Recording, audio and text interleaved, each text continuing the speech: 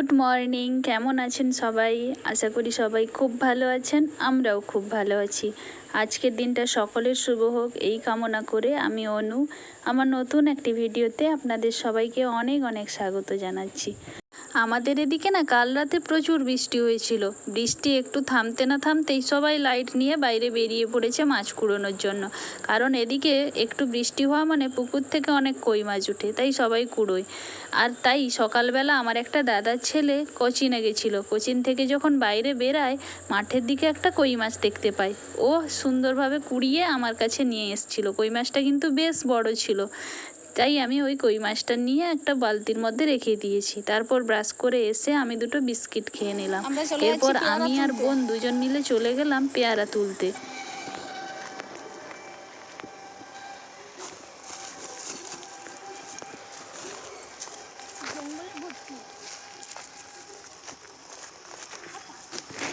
হ্যাঁ দেখ, দেখি দেখি দেখি দেখা নিচে দেখা কতগুলো ধরো। আরে তুলবা না, কাঁচা পিঁপড়া পিঁপড়া পাকিয়েছে নাকি দেখি না, পাকেনি পাকেনি, ভিতরে ঢুক দিলে বুঝতে পার। পিঁপড়া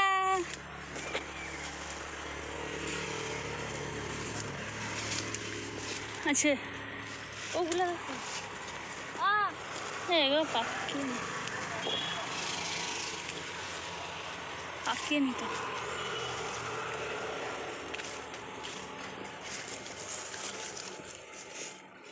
দেখা হচ্ছে পেয়ারাগুলো দুদিন পর পাকবে। এই পেয়ারাগুলো এখনো পাকতে বাকি আছে।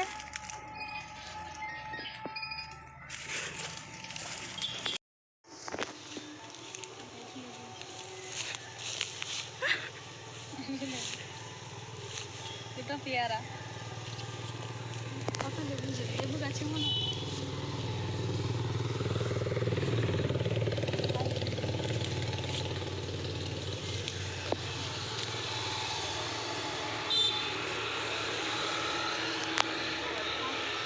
আর ওখান থেকে ফিরেই আমি বসিয়ে দিলাম চা। কারণ সকালে কেউ কিছুই খায়নি, সবাই ব্রাশ করে চলে এসছে, আমি শুধুমাত্র দুটো বিস্কিট খেয়েছিলাম।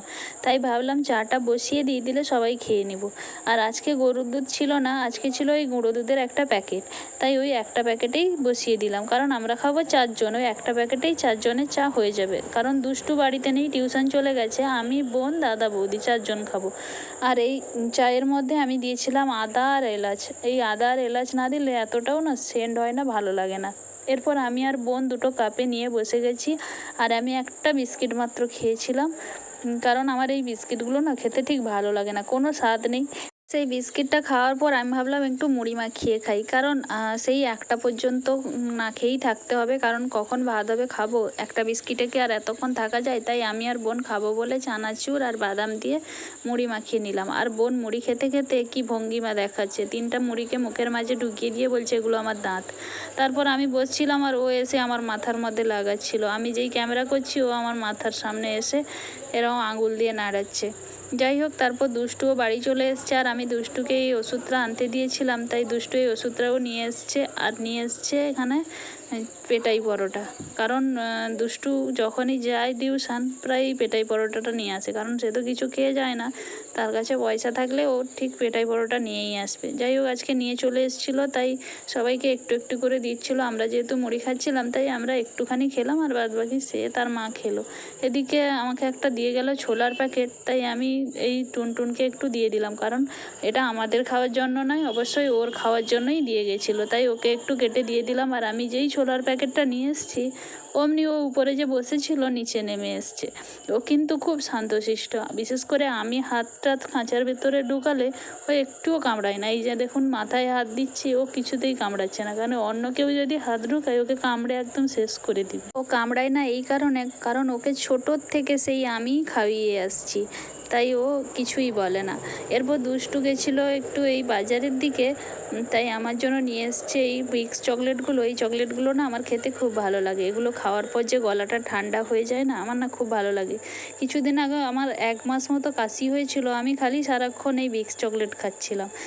তখন না খুব ভালো লাগতো। সেই যে খাওয়ার একটা নেশা হয়ে গেছে, আমি না সবসময় বলি কোথাও গেলে ভিক্স চকলেট নিয়ে আসবি তো। তাই দুষ্টু মনে হয় আজকে ডাক্তারের কাছে গেছিলো, ডাক্তারের কাছে এই ভিক্স চকলেটগুলো থাকে, তাই ও ওই জার থেকে 7টা না 8টার মতো ভিক্স চকলেট নিয়ে এসেছিলো। তাই আমি সঙ্গে সঙ্গে দেরি না করে একটা ভিক্স চকলেট খেয়ে নিলাম।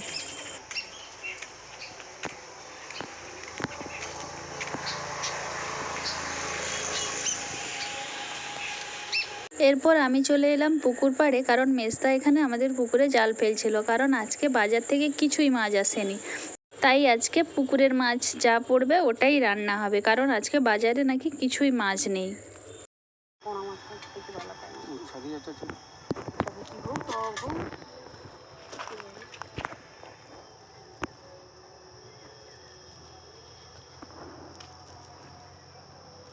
চুন মাছটা যেন ইয়ে জন্ম হচ্ছে।